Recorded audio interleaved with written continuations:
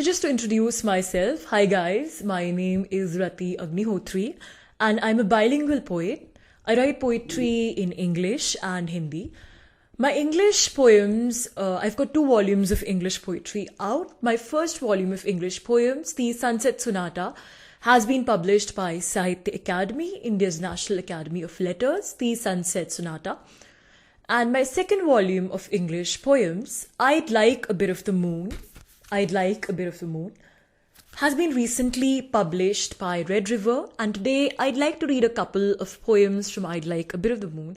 Now, before talking about my poetry and reading the poems, I'd like to thank Red River for publishing my poetry and, for letting me join the ranks of such an esteemed group of poets. And I'm nowhere in comparison to them, but I'm fortunate indeed to be published by Red River. And special thanks to Dibya Jyoti for literally teaching me how to edit my own poems. Now, talking about my poetry, I think it's very difficult to talk about my own poems. I'd rather let the poems do the talking. But just to say a bit, so my poems are essentially, the way I write poetry, the way poems work, in my case, is that I have an abstract concept, essentially, which is, these are recurrent concepts which are always going on in mind, what I think about the society, politics or culture, the way of things in, society, culture, politics. And these abstract concepts are, constantly getting rehashed in my mind. And these are some things which I'm constantly thinking about. For example, how the society is more mechanical or how it is more hypocritical, or how we are increasingly, getting absorbed in a world full of artificiality, no candor, no emotion, and everything is getting very much like plastic. So these abstract concepts are always running in my mind. And then what I do is that I essentially come up with stories, you can call them fables, which are full of fantasy, surrealism, a lot of imagery. And it is through these fables, imaginative fables, that I explore these concepts, my reflections on society and, the way things are. So you would rarely find me writing about a poem of mine which is directly connected to my personal life, or directly connected to socio-political issues, basically talking about an issue directly. I don't write like that. But whatever impressions I have, it's more like, then it becomes like more like a painting, I would say. Of course, though not as abstract as a painting, because a poem has to communicate at the end of the day. But it's still a lot of impressions and a lot of things which I am going through in my mind, going through consciousness. I try to make sense of all these things, and I try to communicate with the audience about the things that trouble me, and I try to say it in my own style, as I said, with imagery and surrealism. Hopefully I am successful in communicating, not to a large extent, but to a certain extent. And yeah, I do think my poems need to be more communicative, and I'm still working on that element. But without much ado, let me start reading my poem. The first poem, I'd like to read the first poem of the collection, which is my favorite poem, A Raga of Love.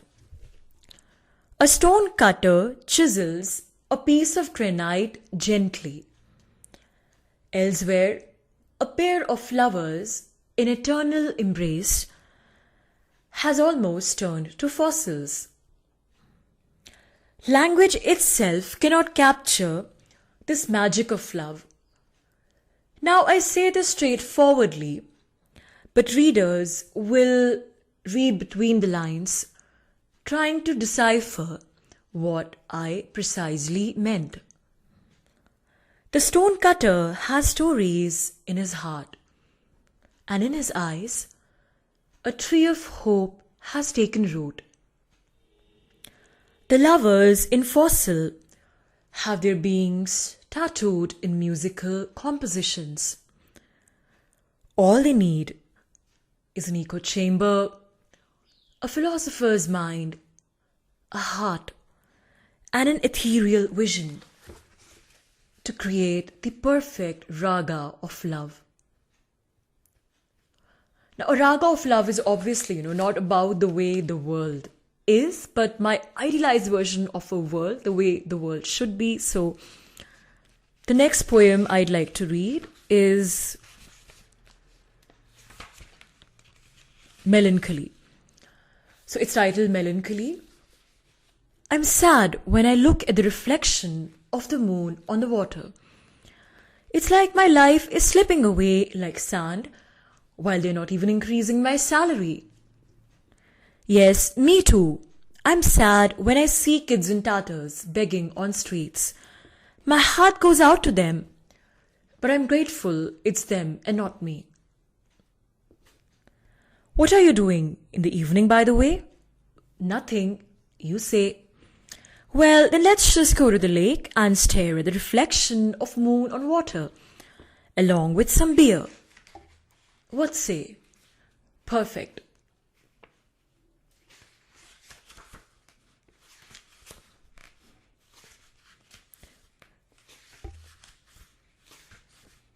The next I'd like to read a poem called The Underground Opens.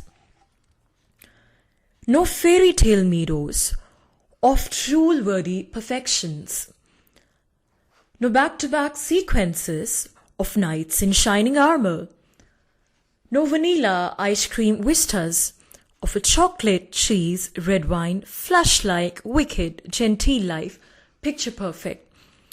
Rather, as the graveyard of life comes calling, stitch back the wounds, seal back the smiles, treat the almost lethal fears and paranoia in the stomach with an aspirin of a perfectly normal, genteel life. Bury the soul deep, deep into the earth, like age-old fossils. Clear the face of all toxicity, of all pent-up hysteria. Make yourself sanitized as much as you can, lest the underground opens.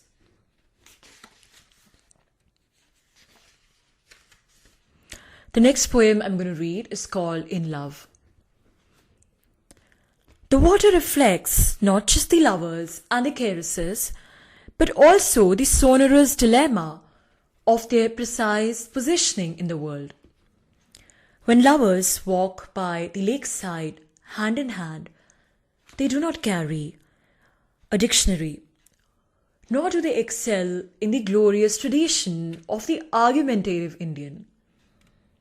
Their weapons are their bodies and faces. But when they do walk by the lakeside, hand in hand, the water does reflect the dictionary of love they're writing. The same dictionary lovers across the world are writing at that precise moment. Then this is a very different kind of a poem which I'm going to read. It's called New Zealand. Served hot on a plate, spicy, boastful, enigmatic, delicacies right from the epicenter of all that is wrong with the nation. News or pakoras, I'm confused. Blood, sweat, poverty, pollution, raw material for the preparation of a spicy main course dish. Oh, please do come to our New Zealand and savor all that is on offer. Government policies for sale, public anger for sale, public apathy for sale, and it's okay if you feel like vomiting. The New Zealand has an endless menu. So now the last poem I'm going to read is the title poem of the collection, I'd Like a Bit of the Moon. Here we go. I'd like a bit of the moon in my wardrobe, just to even out things a bit.